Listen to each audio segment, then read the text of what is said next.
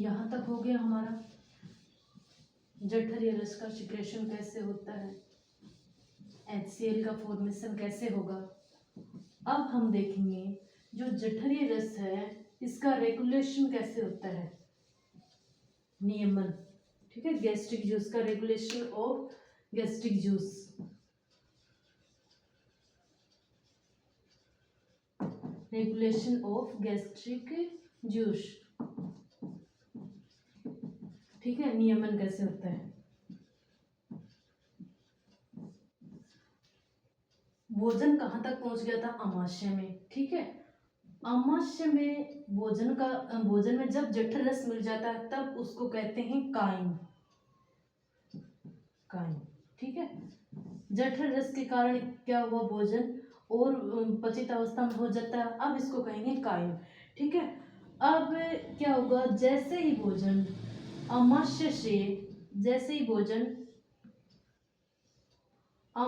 से ग्रहणी में पहुंचता है, ये सी आकार की स्ट्रक्चर होती है। जैसे ही भोजन अमाशय से ग्रहणी में पहुंचता है तब ग्रहणी के द्वारा एक एंजाइम का सिक्रेशन होता है, एंटेरोगेस्ट्रोन। ये क्या करता है, ये एंटेरोगेस्ट्रोन जो जठर रस है इसके सिक्रेशन, जठर रस है इसमें जो HCl का सिक्रेशन है, ठीक है, HCl और अदर जो भी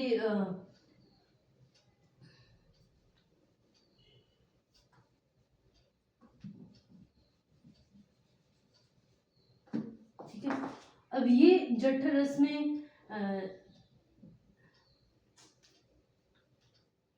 ये एंटेरोगेस्ट्रोन क्या करता है, जठर रस के सिक्रेशन को रोकता है। ठीक है, हमने पढ़ा था इसमें HCl भी होता है। ठीक है, अब क्या होता है, जैसे ही भोजन यहाँ पहुंचता है ग्रहणी के द्वारा ये एंटेरोगेस्ट्रोन का सिक्रेशन होगा, ये आमाशय में जाकर जठर रस के सिक्रेशन को रोकता है। अब इसके कारण क्या होता है कि HCl का कम श्रावण हो जाता है कभी कभी, उस स्टेज को हम बोलते हैं हाइपोएसिडिटी। अब इस हाइपोएसिडिटी के कारण कुछ डिजीज हो जाती हैं, जैसे कॉन्स्टिपेशन है,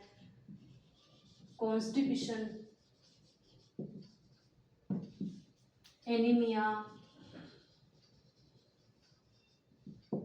ये डिजीज हो जाती हैं इसके कारण। कभी कभी क्या होता है, ये एंटेरोगेस्ट्रोन कम मात्रा में सिक्रेशन होता है, जिसके कारण क्या होता है, HCl का भी कम सिक्रेशन अधिक सिक्रेशन हो जाएगा। इसकी कमी के कारण HCl का अधिक सिक्रेशन हो जाएगा। इस स्टेज को हम बोलेंगे हाइपर एसिडिटी। इसके कारण क्या होता है, अल्सर डिजीज हो जाती है।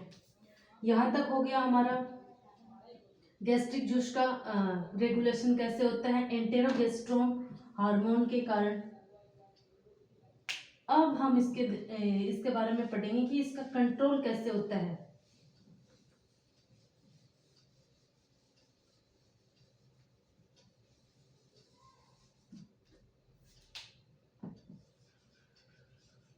Control of gastric juice. ठीक है, इसके बारे में हम पढ़ेंगे कि इसमें जो 3 प्रावस्था होती हैं, सिफेलिक प्रावस्था,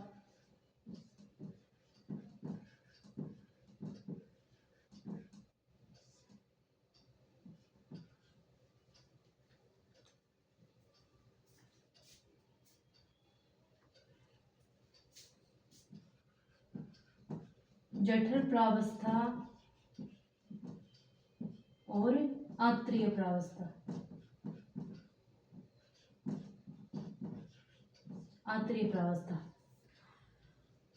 कि गैस्ट्रिक जूस का सिक्रेशन कैसे होता है। ठीक है, जैसे ही भोजन आमाशय में आता है तो ये 3 स्टेज के फलस्वरूप क्या होगा, गैस्ट्रिक जूस का सिक्रेशन होगा। सबसे पहली स्टेज कब होती है, जब भोजन आमाशय में पहुंचे ही नहीं, उससे पहले की स्टेज होती है सिफेलिक प्रावस्था। मतलब भोजन को देखने से, चखने से और सूंघने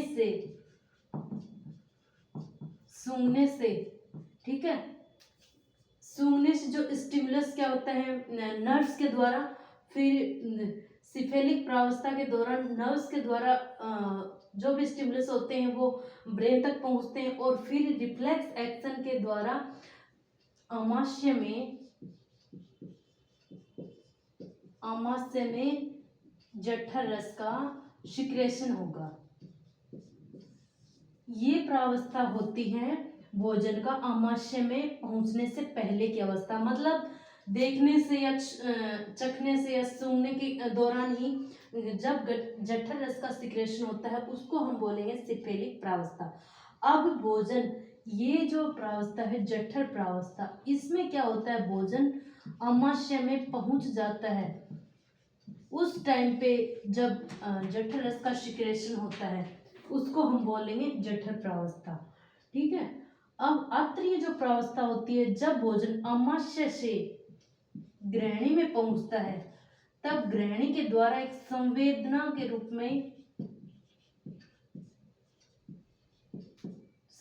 रूप में आमाशय की सतह पर स्टिमुलस पहुंचता है और उस दौरान जठर रस का सिक्रेशन होता है, ठीक है। ये हो गई आंतरिक प्रावस्था। दोबारा देख लेते हैं गैस्ट्रिक जूस का सिक्रेशन कैसे होता है। 3 प्रावस्था में जब एक तो भोजन आमाशय में पहुंचे ही नहीं, मतलब सिर्फ देखने से, चखने से या सूंघने से ही भोजन जो है चखने से ही जठर रस का सिक्रेशन हो जाता है, उसको हम बोलेंगे सिफिलिक प्रावस्था। अब जठर प्रावस्था में क्या होता है, जब भोजन आमाशय में पहुंच जाता है उस दौरान जब जठर रस का सिक्रेशन होता है उसको जठर प्रावस्था। और आंतरिक प्रावस्था में क्या होता है, एक संवेदना ग्रहणी के द्वारा आमाशय तक पहुंचा दी जाती है और आमाशय के द्वारा जठर रस का सिक्रेशन होता है। ये हो गया हमारा गैस्ट्रिक जूस का कंट्रोल कैसे होता है, ठीक है। यहाँ तक हो गया।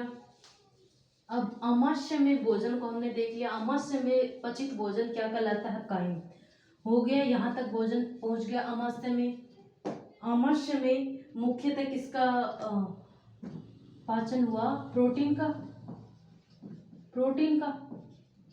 प्रोटीन यहाँ पर पेप्टोन्स और प्रोटीजेज में बदल गई थी, पेप्टोन्स और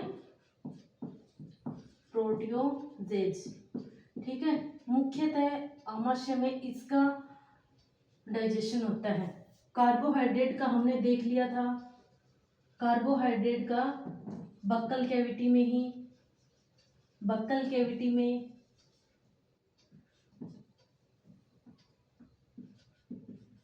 कैविटी में स्टार्च से ग्लूकोज बनी थी। अभी तक जो होता आमाशय में प्रोटीन का जो पाचन है वो संपूर्ण रूप से नहीं हुआ, क्योंकि प्रोटीन अंत में अमीनो एसिड में टूटता है।